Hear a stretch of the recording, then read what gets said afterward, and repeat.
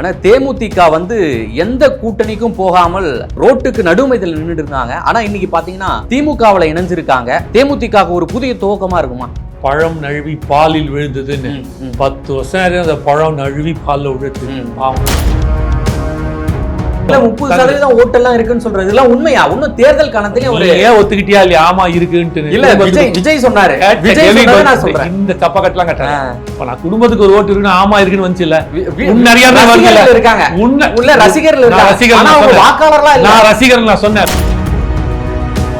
மக்கள் தீர்ப்பு மகேசன் தீர்ப்புன்ற பட்சத்துல இந்த முறை சென்ற முறை திமுக வாக்களிச்சாங்க, அதுக்கு முந்தின முறை அதிமுக வாக்களிச்சாங்க. அதே மக்கள் திருப்பி அவங்களுக்கு தான் வாக்களிப்பதா கேரண்டி இருக்கா? உங்களோட பழைய தங்க நகைகளை விற்க, அடகு வச்ச தங்க நகைகளை மீட்டு நியாயமான விலைக்கு விற்க இப்பவே GNR கோல்டு ட்ரேடர்ஸ்க்கு கால் பண்ணுங்க. தமிழ்நாட்டுல மட்டும்தான் இப்படி ஒருத்தன் பிரச்சாரம் பண்ண முடியும். ஒரு தலைவன் மக்கள் கிட்ட போகாம அவன் நிர்வாகி மூலமா சொல்லி அது மூலமாக மக்கள்கிட்ட போய் சேர்த்து தெரியுமா? அந்த SOP உலகத்திலேயே தமிழ்நாட்டுல மட்டும்தான் இருக்குது. அதுவும் தாவேகாக்கு மட்டும்தான் இருக்கு. தாவேகாக்கு மட்டும் SOP தனி ஸ்டாண்டர்ட் ஆபரேஷன் ப்ராசஸ் கொடுக்கிறது காரணம் அது நீங்க தான். தப்பு தனி ஸ்டாண்டர்ட் ஆபரேஷன்ஸ் இல்ல, ஸ்டாலின் ஆபரேஷன் ப்ரொசீஜர் கரெக்டா சொல்லு. திமுகவோட நிர்வாகி யாரோ ஒருத்தர் அதிமுக கூட்டுவா அந்த 2000 சொல்லியிருக்காங்கல்ல, மாசம் மாசம் கொடுக்குறேன், இலவச பேருந்து சொல்லியிருக்காங்கல்ல, ஒரு விவாத மேடை பண்ணுவோம், மாசம் 2000 இப்படி கொடுத்துருவேன், இலவச பேருந்து சொன்னீங்களே கொடுத்துருவேன், அப்படி ப்ரூவ் பண்ணிட்டாங்க வச்சுக்கோ. நான் அதுக்கப்புறம் விமர்சனம் பண்றதை நிறுத்திக்கிறேன் அவங்களை பத்தி. இதெல்லாம் சாத்தியமே இல்லை. நீங்க என்ன பண்ணுவீங்க தெரியுமா? இந்த பக்கம் 4 பஸ்ஸை ஃப்ரீயா விட்டுட்டு அந்த பக்கம் 6 ரூபா டிக்கெட்டை 16 ரூபா மாத்துவீங்க. இவ்வளவுதான் உங்களால பண்ண முடியும். மற்றபடி வேற எதுவுமே செய்ய முடியாது. இது இன்டைரக்டா மக்கள் மேலே வைக்க போற ஒரு பெரிய டாக்ஸிங் இஷ்யூ தான். இந்த முறை இவங்க கொடுக்குற ஒரு தேர்தல் வாக்குறுதியும் வச்சு செய்வோம், கிழின்னு நான் கிழிப்பேன், எல்லாமே போய் எல்லாமே ஃபேக்கு, எதுவுமே செய்ய முடியாது இவங்களால. ரெஃப்ளெக்ட் நேயர்களுக்கு வணக்கம். இன்று நாம் சந்திக்க இருக்கக்கூடிய சிறப்பு விருந்தினர் தாவேகா ஆதரவாளர் திரு காமேஷ் அவர்கள். அண்ணா வணக்கம். வணக்கம் பிரதர். ஆனா தேமுதிக வந்து எந்த கூட்டணிக்கும் போகாமல் ரோட்டுக்கு நடுமையில் நின்றுட்டு இருந்தாங்க. ஆனா இன்னைக்கு பாத்தீங்கன்னா திமுகவுல இணைஞ்சிருக்காங்க. ஈஷாவில் வந்து நடைபெற்ற அந்த சிவராத்திரி பூஜையில வந்து அதிமுக கூட கூட்டணி வச்சிட்டாங்க அப்படின்ற போல பல்வேறு விமர்சனங்கள் செய்திகள்லாம் வந்துருச்சு இன்னைக்கு. ஆனா கடைசியா திமுக கூட இணைஞ்சிருக்காங்க. இது வந்து தேமுதிக ஒரு புதிய துவக்கமா இருக்குமா? வாழ்த்துக்கள் முதல்ல அவங்களுக்கு. புதிய துவக்கம்னா இப்பதான், அதாவது ஒரு போன வாட்டி போய் அதுக்கு முன்னாடி 10 வருஷத்துக்கு முன்னாடி ஒருத்தர் சொன்னார்ல, பழம் நழுவி பாலில் விழுந்ததுன்னு. 10 வருஷம் அந்த பழம் நழுவி பாலில் விழுது. பாவம். வாழ்த்துக்கள். வேற என்ன சொல்ல முடியும்? அவங்க ஒருத்தருக்கு ஒரு கூட்டணி கணக்கு இருக்குல்லப்பா. ஒரு கட்சி இதை நோக்கி பயணிக்குது அப்படின்னா அவங்களுக்கு ஒரு கணக்கு இருக்கும். இப்ப தமிழ்நாடு இளைஞர் கட்சி நாங்க தாவேகாவோட தான் பயணிக்கிறோம், வேற எந்த கட்சியும் பயணிக்கிற பிளான் இல்ல. ஏன் தாவேகாவோட பயணிக்கிறோம்னா எங்களுக்கு ஒரு கணக்கு இருக்கு. ஒரு நேர்மையான அரசியல், உண்மையான அரசியல், பெட்டி இல்லாத அரசியல். என்ன சொல்றேன்? பெட்டி இல்லாத அரசியல். இதெல்லாம் எங்க மைண்ட்ல இருக்குல்ல. அப்போ ஒரு மாற்றத்துக்கான அரசியல், மக்களுக்கான அரசியல், மனசாட்சி உள்ள அரசியல், இதெல்லாம் எங்க கூட்டணி கணக்கு. அதனால நாங்க தாவேகோட பயணிக்கிறோம். ஒரு நேர்மையான, உண்மையான, நல்லவன், இப்படிப்பட்ட ஒரு தலைவன் வேணும் தமிழ்நாட்டுக்கு. ஒரு மாற்றத்தை மட்டும் இல்ல, தீர்வு கொடுக்க முடியும், மக்களுக்கான தேவைகளை பூர்த்தி செய்ய முடியும். நீர் வளங்கள், நிலம் வளங்கள், மனை வளங்கள், இப்ப மனித வளங்களையும் சேர்த்து காப்பாற்றணும். அப்ப இதெல்லாம் நாங்க பண்ணோம் அப்படின்னா ஒரு நல்லவன் வேணும். அதனால விஜய்னா நாங்க நம்பி எங்களுக்கு ஒரு கணக்கு, இதுதான் தேர்தல் கூட்டணி கணக்கு. அதனால நாங்க போறோம். ஒரு கட்சிக்கு ஒரு கூட்டணி கணக்கு. அந்நியாருக்கு வந்து ஏதோ ஒரு கூட்டணி கணக்கு இருக்கும். நீ வேணா ஒண்ணு பண்ணு, அவங்க வீடு இங்கதான், இங்க இருந்து தசரத பக்கம் தான், ஒரு 2 கிலோமீட்டர் தான், போயிட்டு என்ன கணக்கு அப்படின்னு கேளு, அவங்க ஒரு கணக்கு சொல்லுவாங்க. உனக்கு தெரியும். இல்ல கடலூர்ல அறிவிக்கிறதா இருந்துச்சு, அப்படி இப்படி தள்ளி போயிட்டு இப்பதான் அறிவிச்சிருக்காங்க. என்ன போய் சேர்ந்ததுன்னு நினைக்கிறீங்க உங்களுக்கு? அதுதான் அந்த டைம் வரணும்ல. பழம் நழுவி பால் விழுன்னு சொன்னல, இப்ப விழுந்துருச்சு, சேர்ந்துட்டாங்க. வாழ்த்துக்கள் தான் சொல்லணும். வெற்றி பெற்ற நல்லது. எப்படி இருந்தாலும் எனக்கு தெரிஞ்சு ஒரு ராஜ்யசபா சீட்டு அவரோட தம்பிக்கு கன்ஃபார்ம். தம்பிக்கு தான் கன்ஃபார்ம், மகனுக்கு இல்ல, தம்பிக்கு கன்ஃபார்ம். அது எனக்கு தெரிஞ்சு போச்சு. வெற்றி பெற்றால், திமுக வெற்றி பெற்று ஆட்சி அமைச்சாலோ இல்ல ஏதோ ஒண்ணு ராஜ்யசபா சீட் கன்ஃபார்ம். அதை தாண்டி எத்தனை வரப்போகுது, எங்கெங்க நிக்க போறாங்கன்றது வரும் காலங்கள் தான் காட்டும். தாவேகா வந்து கூட்டணியில் ஆட்சியில் பங்கு சொல்லி குறைஞ்சது ஒரு 2 வருஷம் நாட்டு ஆயிட்டு இருக்கும்னு நினைக்கிறேன். இப்போ பார்த்தீங்கன்னா திமுகவும் கூட்டணி பல்வேறு கட்சிகளை இணைச்சிட்டாங்க. இன்னைக்கு தேமுதிக ஒரு பக்கம், பாஜகவும் கூட்டணிலாம் வச்சிட்டாங்க. இப்போ வரைக்கும் தாவேகா பக்கம் எந்த ஒரு அலையுமே வீசாம இருக்கே. மக்கள் அலை வீசுது இல்ல. இவங்கெல்லாம் போடுறது வந்து வெறும் ஒரு மனக்கணக்கு, ஒரு ஒரு பர்முண்டேஷன் காம்பினேஷன், ஒரு அரித்மெட்டிக்ல ஒன்று போட்டுட்டு இருக்காங்க. ஆனால் மக்கள் ஒரு கணக்கு போட்டுட்டு இருக்காங்க. அந்த மக்களோட கணக்கு தாவேக்கா கூட நிக்குது, மக்களுடன் கூட்டணி, மக்கள் கூட்டணி நாங்க வெல்வோம் கண்டிப்பாக. தொடர்ந்து கூட்டணிக்கு நீங்க அழைப்பு விடுத்துருந்தீங்களே, எல்லா கட்சியும் அழைப்பு விடுமா? அது என்னமா தவறு இருக்கு? இன்னும் அழைப்பு விடுத்திருக்கீங்க அப்படின்னா இப்போ ஒரு ஹோட்டல் இருக்குது, இல்ல வந்து வெளியில போட்டிருக்காங்க இன்று சாப்பாடுக்கு இதெல்லாம் இருக்குதுன்னு சொல்லிட்டு அது சூஸ் பண்ணணும் அவனோட இது. அதுக்காக என்னங்க நீங்க எப்படிங்க அழைப்பு விடுக்கலான்றது இல்ல. ஒரு அரசியல் கட்சின்றது அழைப்பு விடுக்க தான் செய்வாங்க, வரதும் வராதும் அவங்க கணக்கு தான் இருக்கு. அது நம்ம கணக்குல எடுக்க முடியாது. எல்லா கட்சியும் ஏன் திமுக இப்ப 75 வருஷ கட்சி 6 முறை ஆட்சியில் அமர்ந்திருக்காங்க, 50 வருஷ கட்சி அவங்களும் 6 முறை ஆட்சி அமைச்சிருக்காங்க. ஏன் அவங்க மட்டும் கூட்டணி கூப்பிடுறாங்க எல்லாரையும்? தேசிய கட்சி பாரதிய ஜனதா 3வது முறை மோடி தான் வந்து இதுவா இருக்காரு, பிரதமரா இருக்காரு. இன்னியும் வந்து நம்ம அக்கா தமிழிசை சவுந்தரராஜன் அக்காவா இருக்கட்டும், இல்லைன்னா மத்தவங்கள இப்பதான் நயினார் நிறுத்திருக்காரு, பாக்கி எல்லாருமே கூட்டணிக்கு வரணும், தாவேக்கா வரணும், கூட நிக்கணும் அப்படின்றாங்கல்ல. இது வந்து ஜனநாயகத்துல வேற அப்படியே இருப்பாங்க, அப்படிதான் கூப்பிடுவாங்க. எல்லோருமே ஒரு அவர்களால் ஒரு 2% வாக்குகள் கிடைக்குதுன்னா கூட அதை தனக்கு வலிமையாக்கி கொள்ள எல்லா கட்சியும் முற்படும். அது ஒன்றும் தவறே கிடையாது. இல்ல எல்லாத்துலயும் வந்து ஒரு கூட்டணி போய் சேர்ந்துருச்சு, ஆனா தாவேக்காக்கு மட்டும் யாரும் இல்லையே. அதான் சொல்லிட்டேனே, மக்கள் கூட்டணிக்கு மேல என்ன வேணும்? இப்ப இந்த இத்தனை கூட்டணிக்குமே மக்கள் தானே வாக்களிக்கணும். அந்த மக்கள் எதுக்கு நீ தனியா போய் நிக்கிற, நான் இங்கே வாக்களிக்கிறேன்னு டைரக்டா இந்த பக்கம் வரப்போறான். அப்படிதான் நம்ம பார்க்கணும் சார். மக்கள் தீர்ப்பு மகேசன் தீர்ப்பு பிரதர். மக்கள் தீர்ப்பு மகேசன் தீர்ப்புன்ற பட்சத்துல இந்த முறை சென்ற முறை திமுக வாக்களிச்சாங்க, அதுக்கு முந்தின முறை அதிமுக வாக்களிச்சாங்க. அதே மக்கள் திருப்பி அவங்களுக்கு தான் வாக்களிப்பத கேரண்டி இருக்கா? யாருக்கும் கேரண்டி கிடையாது. அந்த மக்கள் மாத்தி தாவேக்காக வாக்களிக்கலாம், விஜயனாக்கு வாக்களிக்கிறாங்க அப்படின்ற போது அப்ப ஒட்டுமொத்தமா அது பொருந்தா கூட்டணியாகவும் தோல்வி கூட்டணியாக மாறப்போகுது. மாறதுக்கான காலம் இன்னும் ஒரு 20-50 நாள் தானே, வெயிட் பண்ணி பார்த்துருவோம். மக்கள் கூட்டணி எங்களோட மக்கள் கூட்டணி இருக்கீங்க அப்போல சொல்றீங்க. ஆனா நாம் தமிழர் கட்சி வந்து இதெல்லாம் என்னுடைய வசனம் அப்படின்ற போல சீமான் சொல்றாரு. அப்படியா? ஆமா, இது என்னுடைய வசனம். அவர் வரத்துக்கு முன்னாடி விஜயகாந்த் கூட தான். அப்ப இவ்வளவு நாள் மக்கள் யாரோட கூட்டணி போட்டாங்க? இப்ப அண்ணா ஆரம்பிச்சார்ல, அப்ப அண்ணா யாரோட கூட்டணி போட்டாங்க? காங்கிரஸ் ஒரு கட்சி ஆரம்பிச்சதுல, அப்ப அதெல்லாம் யாரோட கூட்டணி? எல்லாருமே மக்களோட தான் கூட்டணி. யாருமே வந்து மக்கள் இல்லாத கூட்டணி எல்லாம் கிடையாது. இப்ப வந்து இப்ப தேமுதிக சேர்ந்துருது, விசிகா இருக்குது, காங்கிரஸ் இருக்கு, கம்யூனிஸ்ட் இருக்கு, இவங்க எல்லாம் சேர்ந்து திமுக இருக்கிறதுனால இவ்வளவு பெரிய கூட்டணின்னு எடுத்து இந்த ஒரு 20 லட்சம் ஓட்டை வச்சுக்கணும் கொடுக்க போறாங்க. எல்லாரும் 0 தானே. 2026 எலெக்ஷன்ல நம்பர் 1ல தானே ஸ்டார்ட் ஆகுது. அதுதானே ஜனநாயகம். அப்போ மக்களுடன் தான் எல்லாருமே கூட்டணி, மக்களோட ஆதரவு பெறவங்க தான் கூட்டணி. மக்கள் ஆதரவை நாங்க மக்கள் கூட்டணின்றத ஒரு ரிஃபைண்டா சொல்றோம். மக்கள் யார்கிட்ட ஜாஸ்தி ஆதரவு இருக்கோ அவர்கள் வெற்றி பெறுவார்கள். அந்த பாயிண்ட்ல நீ பார்க்கும்போது இன்று தாவேக்காக்கு ஒரு பெரிய அலை. நீ கேட்டல, குடும்பத்துக்கு ஒரு ஓட்டு இருக்கு. ஆமா இருக்கு. பத்தி நீயே ஒத்துக்கிறப்ப குடும்பத்துக்கு ஒரு ஓட்டு இருக்கு, அவ்வளவுதான். ஆமா இருக்குன்னு உண்மை வந்து 30% ஓட்டெல்லாம் இருக்குன்னு சொல்றது இதெல்லாம் உண்மையா? இன்னும் தேர்தல் காலத்திலே ஒரு ஏன் ஒத்துக்கிட்டியா இல்லையா? ஆமா இருக்குன்னு இல்ல விஜய் சொன்னாரு. இந்த தப்பக்கட்டெல்லாம் கட்டாங்க. இப்ப நான் குடும்பத்துக்கு ஒரு ஓட்டு இருக்குன்னு ஆமா இருக்குன்னு வந்துச்சு இல்ல, இருக்காங்க உள்ள ரசிகர்கள் நான் ரசிகர் நான் சொன்னேன், வீட்டுக்கு ஒரு ரசிகர் நான் சொன்னேன், வீட்டுக்கு ஒரு குடும்பத்துக்கு ஒரு ஓட்டு இருக்குன்னு தான் சொன்னேன். அது நீ ஆமான்னு சொன்னல. அப்ப உன் அறியாமே உண்மை வருது இல்ல, உண்மையெல்லாம் மறைக்க முடியாது. ஒத்துக்கோ, ஆமா இருக்குன்னா இருக்குன்னு ஒத்துக்கோ, தைரியமா ஒத்துக்கோ, தவறு இல்ல. அந்த பாயிண்ட்ல நீ பார்க்கும்போது குடும்பத்துக்கு ஒரு ஓட்டு இருக்கு, அது மக்களிடம் வர ஓட்டு. சோ மக்கள் எங்களோட கூட்டணியில் இருக்கான்றத நான் சொல்ல வரோம்.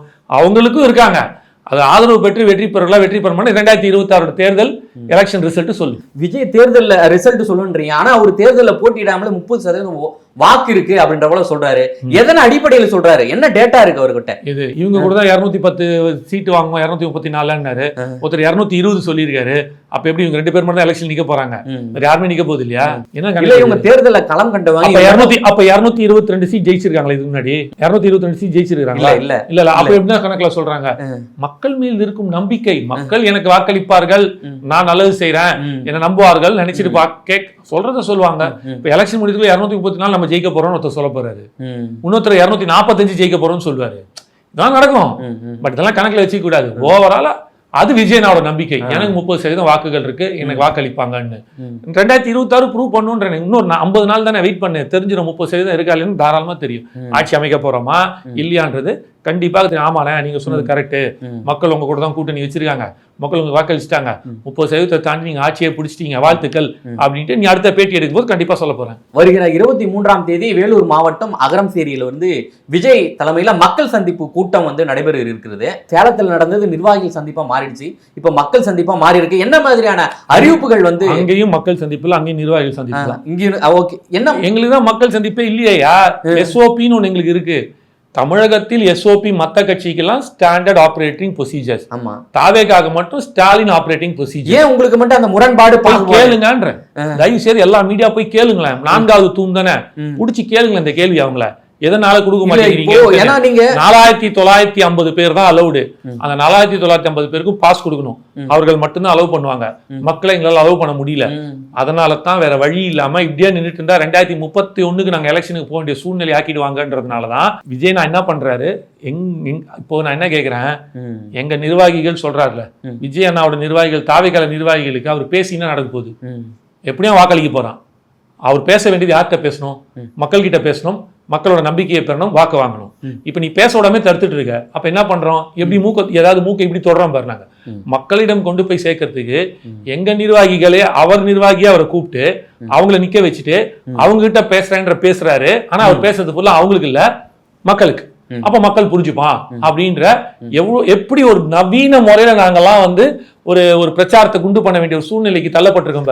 உலகத்திலேயே தமிழ்நாட்டுல மட்டும்தான் இப்படி ஒருத்தன் பிரச்சாரம் பண்ண முடியும். ஒரு தலைவன் மக்கள் கிட்ட போகாம அவன் நிர்வாகி மூலமா சொல்லி அது மூலமாக மக்கள்கிட்ட போய் சேர்த்து தெரியுமா? அந்த எஸ்ஓபி உலகத்திலேயே தமிழ்நாட்டுல மட்டும்தான் இருக்குது. அதுவும் தாவேக்காக்கு மட்டும்தான் இருக்கு. தாவேக்காக்கு மட்டும் எஸ்ஓபி தனி ஸ்டாண்டர்ட் ஆபரேஷன் ப்ராசஸ் கொடுக்கிறதுக்கு காரணம் அது நீங்க தான். தப்பு. தனி ஸ்டாண்டர்ட் ஆபரேஷன்ஸ் இல்ல, ஸ்டாலின் ஆபரேஷன் ப்ரொசீஜர். கரெக்டா சொல்லு. அந்த எஸ்ஓபி சொல்லு ஸ்டாலின் ஆபரேஷன் ப்ராசஸ் அவங்க கொடுக்குறாங்க. அதுக்கு காரணமே நீங்க தான் அப்படின்ற போல சொல்றாங்க. உயிர் பலி கரூர் ஸ்டாம்பேடு யாரால உருவாச்சு? சோ அதுக்காக ஒரு முன்னெச்சரிக்கை. நான் ரொம்ப சிம்பிளா கேக்குறேன். கோர்ட்ல நிக்குது கேஸ். ஏதாவது தாவேக்கா தான் காரணம் சொல்லிட்டு ஏதாவது தீர்ப்பு வந்துருச்சா? இப்ப நாங்க சொல்றோம் இப்ப நாங்க சொல்றோம் 15 நாளுக்கு முன்னாடி அப்படியே மாத்தி பேசினாரு. அமித்ஷாக்கு நேர 41 உயிர்களை கொன்ற செந்தில் பாலாஜியை தூக்கி ஜெயிலில் போட வேணும்னாரு. அப்ப அது என்ன வாய், இது என்ன வாய்? அதெல்லாம் இல்ல. கூட்டணிக்கு வரல, ட்ரை பண்ணி பார்த்தாங்க, அழுத்தம் கொடுத்து பார்த்தாங்க. இங்க ஒண்ணும் பாச்சா பலியில உடனே மாத்தி பேச ஆரம்பிச்சிட்டாங்க. இவங்க தான் காரணம்ட்டுன்னு. அதாவது ஒரு தலைவன்றவன் எப்படி தெரியுமா இருக்கணும்? ஒரு வார்த்தை சொன்னாலும் அது ஒரு வாசகமா இருந்தாலும் அது திருவாசகமா இருக்கணும். அவன் தான் தலைவன். மாத்தி மாத்தி சந்தர்ப்ப சூழ்நிலைக்கு பேசுறவன் தலைவன் இல்ல, அவெல்லாம் ஒரு சந்தர்ப்பவாதி. அவனெல்லாம் மக்கள் எந்த காலத்துலயுமே தலைவனா ஏத்துக்க மாட்டாங்க. அதனால விடுங்க. அவர்கள் இப்போ திமுக மகளிருக்கு 5000 ரூபாய் கொடுத்துறாங்க. இப்போ இன்னொரு பக்கம் அதிமுக பாத்தீங்கன்னா ஆண்களுக்கும் இலவச பஸ் அள்ளி வீசுறாங்க. ஆனா தாவேக்கா எந்த ஒரு அறிவிப்புக்குமே வெளியிடாம இருக்காங்களே.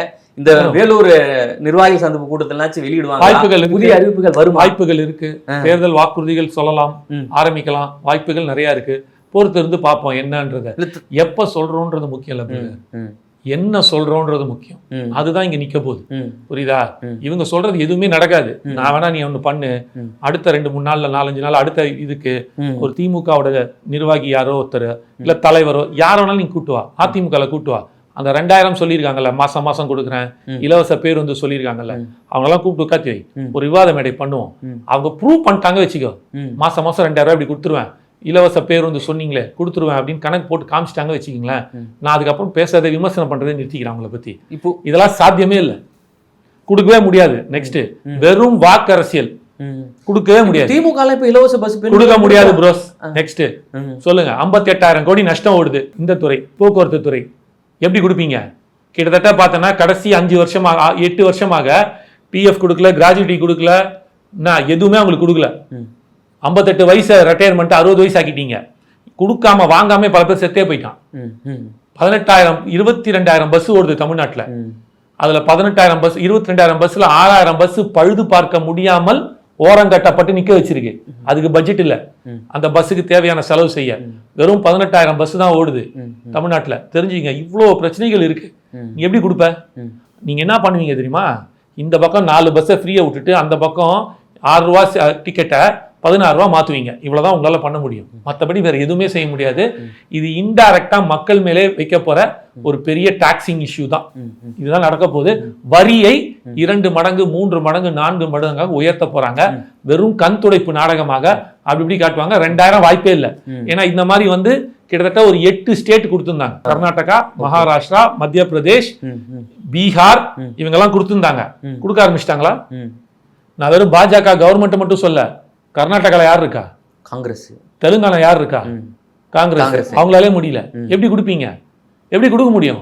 ஒரு மாசத்துக்கு 4000 கோடி, ஒரு வருஷத்துக்கு 48,000 கோடி, 12% பட்ஜெட், தமிழ்நாட்டோட பட்ஜெட்ல நீங்க எடுத்து மக்களுக்கு அப்படி ஜஸ்ட் லைக் தட் கொடுக்கணும். வாய்ப்பே கிடையாது. கொடுத்தோம் அப்படின்னா எவனுக்கு சம்பளமே கொடுக்க முடியாது. இவ்வளவுதான் நடக்குது. ஆனால் எவனாவது ஒருத்தன் வந்து எங்களுக்கு வந்து டாஸ்மார்க்ல ஒரு வருமானம் வருது, அந்த வருமானத்தை எடுத்து கொடுக்குறேன்னு எவனா சொன்னான்னா அதோட ஒரு முட்டாள்தனம் எதுவுமே இல்லை. புரியுதா? ₹1 அரசுக்கு வருமானம் டாஸ்மார்க்லன்னா ₹2.16 செலவின் ஆயிட்டு இருக்கு. இதெல்லாம் தான் சொல்றேன், இதெல்லாம் வரும் தேர்தல்ல நாங்க வச்சு செய்வோம் அவங்க 2 பேரையும். அப்ப மக்கள் உணர்வார்கள் இவர்கள் அனைவரும் பொய் பேசி கொண்டிருக்கிறார்கள். அதாவது சொல்லுவாங்கல்ல, ஆசா காமிச்சு மோசம் பண்றதுன்னு. இதுதான் இந்த 2 கட்சியும் செய்து இந்த முறை விஜய் அண்ணாவை ஆதரிக்கும் இளைஞர்கள், முக்கியமாக இளைஞர் கட்சி. ஏன்னா போன தடவை நான் பேசும்போதோ அதுக்கு முந்தின நான் பேசும்போதோ என்ன பார்க்க 10 பேர் கூட கிடையாது. ஆனா இன்னைக்கு என்ன பார்க்கறதுக்கு குறைஞ்சபட்சம் ஒரு 1000 பேர் இருக்கான். என்னடா காமேஷன் நான் சொல்றான்னு. இதற்கும் காரணம் விஜய் அண்ணா தான். சாதாரணமாக இருந்த ஒரு இளைஞனை இன்று ஒரு 100 பேர்ல இருந்து ஒரு 1000 பேர் பார்க்கிற அளவுக்கு என்னை உயர்த்தினதுக்கும் விஜய் காரணம். நீ கேட்டால விஜய் என்ன பண்றாருன்னு. இப்படி இளைஞர்கள் பேசுவதை மக்கள் பார்க்கக்கூடிய அந்த அரசியலை எடுத்து கொண்டு போய் சேர்க்கக்கூடிய இடத்துல எங்களுக்கு ஒரு வாய்ப்பை ஏற்படுத்தியிருக்காரு. இந்த முறை இவங்க கொடுக்குற ஒரு தேர்தல் வாக்குறுதியும் வச்சு செய்வோம், கிழின்னு டார் நான் கிழிப்பேன், எல்லாமே போய் எல்லாமே ஃபேக்கு, எதுவுமே செய்ய முடியாது இவங்களால. இந்த அளவுக்கு 10,20,000 கோடி என்ன இருக்குது கடன்ல இருக்கு. ஒரு நாளைக்கு அதிமுக வாங்கி வச்சிருந்துச்சு. அதையும் சொல்லுங்க சார். எல்லாம் மொத்தமா நான் பேசிட்டு இருக்கேன். நான் இப்போ இவன் வாங்கினா அவன் வாங்கினாலும் நான் தான் 2 பேருமே திட்டு பசங்க ஊழல்வாதின்னு சொல்றேன். இந்த கடன் வந்து யாரு வாங்கலங்கிறீங்க? எல்லா உலகமே வந்து கடன் வாங்கி தான் ஆட்சி நடத்துறாங்க. நான் அதை தான் சொல்ல வரேன். இப்போ உலகமே கடன் வாங்கி தான் ஆட்சி நடத்துறது. ஒரு வருஷத்துக்கு 60,000 கோடி ரூபாய் வட்டி மட்டும் கட்டிட்டு இருக்கோம். இப்ப 6,700 கோடி ரூபாய் எடுத்து கொடுத்துருக்கீங்க. இந்த 6,700 கோடி ரூபாய சும்மா கொடுத்துருக்கீங்க ஓட்டுக்காக, நீங்க வரணும்ன்ற சுயநலத்துக்காக. இதுவே தவறு. எவன் போட்டு காசு சேர்த்து யாரையா கொடுக்குறீங்க? கொடுக்கணும் திமுக கருவூலத்தை கொடுங்க பஸ். மக்கள் இந்த முறை அந்த 5 வருடமாக என்னை வந்து அம்மா முதலமைச்சராக உட்காத்தி வச்சதுக்கு நன்றி. இத்தனை ஆண்டுகள் 6 முறை என்னை வச்சதுக்கு நன்றி. இந்த நன்றி கடனாக திமுக கருவூலத்திலிருந்து, திமுக ட்ரஸ்ட் இருக்குல்ல, டிஎம்கே ட்ரஸ்ட்ல இருந்து, அதனால அஞ்சுகுமாமா ட்ரஸ்டா மாதிரி ஒரு 5-6 ட்ரஸ்ட் இருக்குது அவங்களுக்கு. இதுல இருந்து நாங்க மக்களுக்கு 6,700 கோடி ரூபாயை கொடுக்குறோம், அனைவருக்கும் 5,000 ரூபான்னு கொடுத்தீங்கன்னா உங்களுக்கு சல்யூட் அடிப்போம். அப்ப 7வது முறை வரத்துக்கு வாய்ப்பு இருக்கு. எவன் விட்டு காசு எடுத்து எவன்ட்டியா கொடுக்குறீங்க? தூக்கி தானம் கொடுத்த மாட்டேன் பல்ல பிடிங்கி பார்த்தான்னு ஒரு கதை இருக்குதுல்ல. அந்த மாதிரி மக்கள் கொடுத்த வரி பணத்தை திருப்பி கொடுத்துட்டு நாங்க கொடுத்தோம்னு பெருமை பீத்திட்டு இருக்கிறீங்க. இந்த 6,700 கோடி ரூபாய்க்கு நீங்க நல்ல சாலைகள், நல்ல போக்குவரத்து வசதிகள் இதெல்லாம் செஞ்சு கொடுத்துருந்தீங்கன்னா ஒரு வருஷத்துல தமிழ்நாட்டில் மொத்தம் 980 பேர், கிட்டத்தட்ட 1000 பேர் சாலையில இருக்கிற பாட்ஹோல்ஸ், பள்ளத்தினால சாகுறது, ஆக்சிடென்ட்ஸ் விட்டு அந்த பள்ளத்தினால, அந்த பள்ளத்துல விழுந்து சாவான்னு சொல்லுவாங்களா, அதுவே 1000 பேர். இந்தியாவில் 2வது, ஊபிக்கு அடுத்தது. அப்ப இந்த 6,700 கோடி எவ்வளவு பண்ணிருக்கலாம்.